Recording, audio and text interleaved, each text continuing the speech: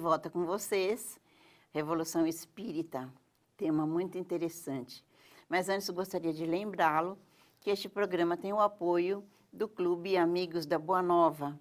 Se você deseja se associar, ligue 0800 12 18 38. Então, Araújo Porto Alegre, um diplomata, mas que também era um espírita. Isso. Ele conheceu Kardec porque saía do Brasil como diplomata ou conheceu a obra? Como é que é? Olha, o que nós vamos oferecer com a obra Revolução Espírita é um novo caminho para se contar a história do espiritismo no Brasil. Sim, porque a gente nunca ouviu falar disso. Não, todos esses fatos eram desconhecidos. O que se narrava como sendo a história do espiritismo no Brasil era o José Olímpio, lá na Bahia, né, formando um grupo de pesquisa e começando a divulgar o espiritismo no Brasil. Narra-se como isso sendo o início.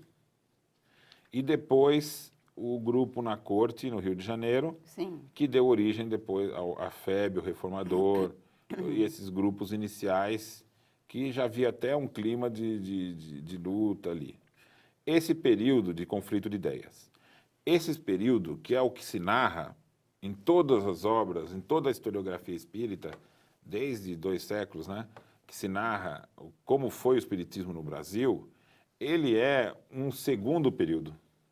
Sim, então no seu livro nós vamos encontrar que antes disso que é narrado como o Sendo início, nós tivemos um período anterior, já é um segundo período. Sim. O primeiro período do espiritismo no Brasil foi um núcleo de pesquisadores muito sérios do Segundo Império, que tiveram contato direto com Kardec, que tiveram contato com a cultura francesa, que era aquela que Kardec se fundamentou para poder dialogar com a sociedade sobre o espiritismo. Até porque nós temos visto que muitas coisas pensavam-se de maneira diferente de hoje e até muitas informações da ciência eram diferentes, evidentemente, Isso. são 2 séculos de diferença. E nós vamos mostrar num livro, não vai caber aqui o desenvolvimento, Sim. nós vamos falar em outros programas, mas no livro está bem desenvolvido. 3 núcleos culturais, de conhecimento e ciências foram fundamentais para formar o público que iria estudar o espiritismo. Sim. E esses núcleos são o magnetismo animal, Sim. o espiritualismo racional, que era o espiritualismo estudado na universidade. Sim, é o que vem antes do espiritismo. Isso. E a psicologia experimental, que também era considerar o ser humano como alma e corpo. Sim. Tudo isso na ciência, Sim. no campo da ciência, né? O que hoje não é mais, porque hoje a ciência e a universidade se tornou materialista. Sim. Mas na época de Kardec havia um núcleo espiritualista dentro da universidade, muito forte, que desenvolvia o campo da psicologia experimental e também do espiritualismo. O que acontece é o seguinte, então, houve um primeiro período do espiritismo que foi esse grupo de jovens na época do Segundo Império, que o espiritismo, então, sendo um país independente e não querendo manter a herança do seu período, né, colonial, buscavam uma nova identidade para o nosso país. A gente ouve falar isso em termos políticos, né? Até certo ponto, culturais também. Até um certo ponto cultural, mas no sentido, assim, de mais independência e ideias novas. Isso. Mas nunca se falou sobre o espiritismo. Nem sobre magnetismo e espiritualismo racional.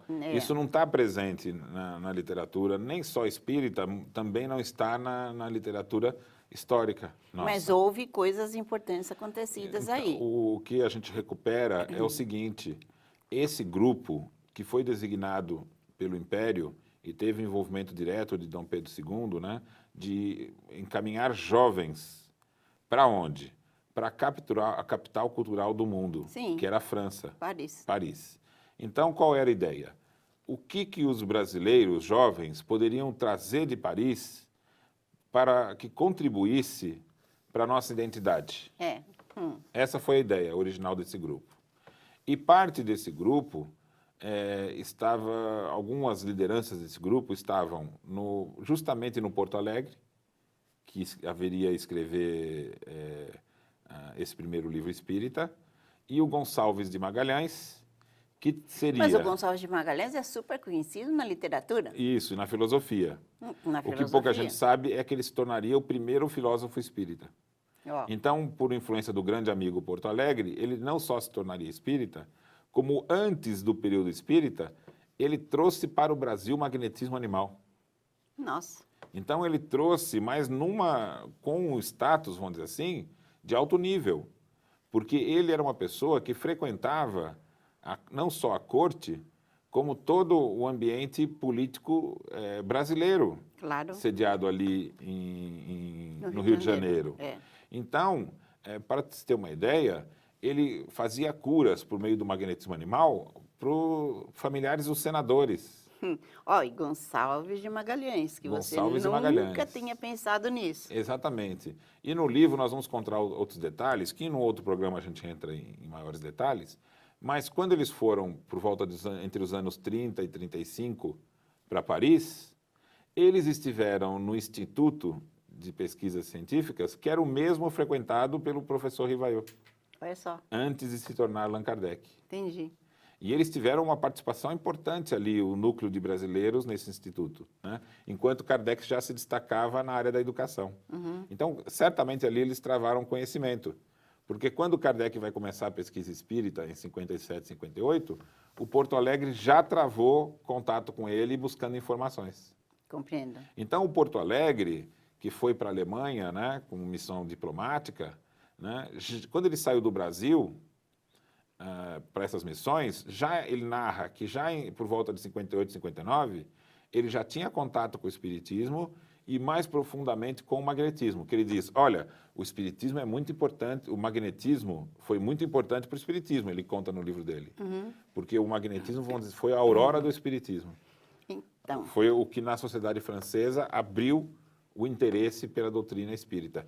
E já recuperamos isso num outro livro que foi Mesmer, A Ciência Negada, e no próprio Revolução Espírita a gente narra as ligações entre magnetismo e espiritismo, num capítulo só trata disso. agora você vai esperar um pouquinho, nós vamos fazer um intervalo. Ao comprar livros, DVDs e CDs na loja virtual Mundo Maior, você patrocina a divulgação espírita do maior complexo de comunicação espírita do mundo. Compre através do nosso e-commerce. Invista em um planeta de regeneração.